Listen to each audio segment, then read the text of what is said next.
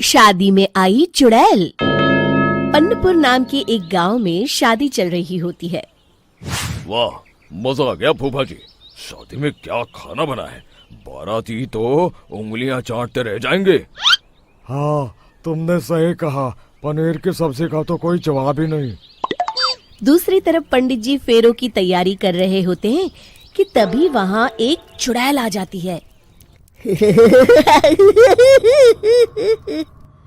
अरे मर गया रे, ये चुड़ैल यहाँ क्या कर रही है? अरे दिवाकर जी, ये आपकी कौन सी रिश्तेदार है? अरे मुझे क्या पता, क्या भाग्यवान, कहीं ये तुम्हारे मायके से तो नहीं आई है।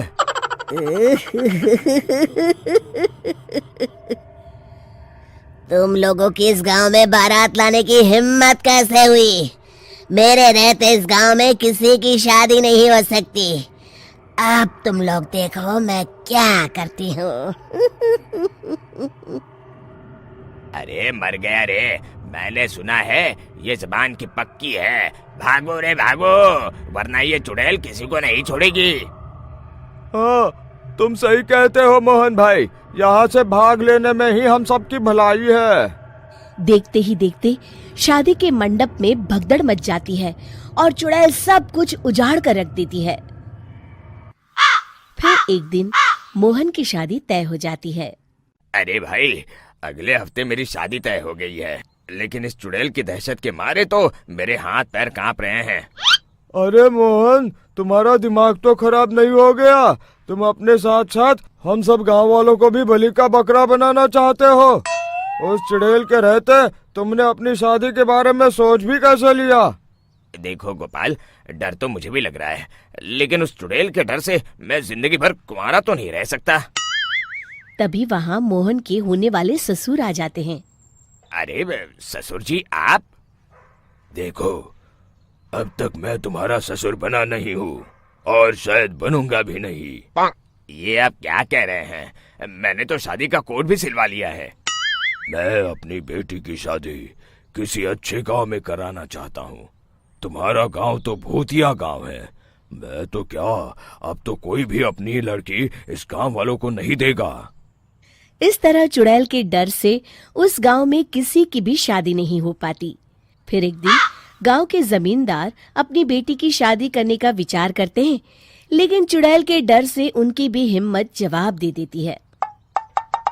अगर मेरी बेटी की शादी तय समय से नहीं हुई तो मेरी नाक कट जाएगी। मुझे कुछ करना ही होगा। एक सलाहकार के कहने पर जमींदार काशी से एक बहुत ही नामी तांत्रिक को अपने घर बुलवाते हैं, जो भूत चुड़ैल को पकड़ने में माहिर माना जाता था। जमींदार साहब, आप चिंता मत करिए। इस गांव की सीमा में प्रवेश करते ही मुझे उस चुड़ैल के बारे में सब पता चल गया था। आप उसे जल्दी से जल्दी कैद कर लीजिए ताकि मैं अपनी बेटी की शादी कर सकूं। जब वो चुड़ैल एक इंसान थी, तब ठीक उसकी शादी करने वाले दिन ही उसकी और उसके होने वाले पति की एक दुर्घटना में मौत हो गई थी। उसका होने वाला पति आज भी भूत बनकर जंगल में भटकता है। इसलिए जब तक चुड़ैल की शादी नहीं हो जाएगी, वो किसी और की भी शादी नहीं होने देगी। ये आप क्या कह रहे हैं? अगर वो भूत भी हमारे गांव में आ गया तब हमारा क्या होगा? ये आदमी बीच में बहुत बोलता है, इसे बाहर निकालो। उसके बाद तांत्रिक बताते हैं कि अगर उस भूत के साथ चुड़ैल की शादी करा दी जाए तो वो चुड़ैल हमेशा हमेशा के लिए उस गांव को छोड़कर चली जाएगी। जमींदार साहब, आप अपनी बेटी की शादी की तैयारी शुरू कर दीजिए। मैं कुछ गांव वालों को अपने साथ लेकर उस भूत को ढूंढने जंगल की ओर जाता हूँ। इस तरह जमींदार निश्चित होकर अपनी बेटी की शादी करवाने लगते हैं, लेकिन तभी वहाँ चुड़ैल आ जाती है। मैंने तुम गांव वालों को समझाया था ना कि इस गांव में कभी कोई शादी नहीं करेगा। लगता है तुम लोग मुझे हल्के में ले रहे हो। चुड़ैल जमींदार की बेटी को उठा लेती है।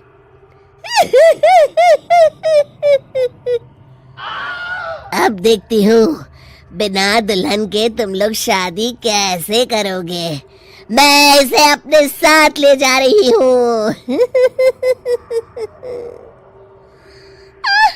छोड़ मुझे, पिताजी, मुझे बचाइए। अरे कोई मेरी बेटी को बचाओ। तभी तांत्रिक उस भूत को लेकर वहां पहुंचता है। अरे भाग्यवान, रुको, इन मासूमों को परेशान मत करो, मैं आ गया हूँ, अब तुम मेरे साथ चलो। चुड़ैल बहुत खुश हो जाती है। आप आ गए, चलिए अब हम मंदिर में चलकर शादी कर लेते हैं। अरे अरे अरे अरे, ये क्या कह रही हो? मंदिर में जाके दोबारा मरना है क्या? चलो, आज से हम जंगल में रहेंगे। चुड़ैल चली गई, अब मेरी शादी हो जाएगी।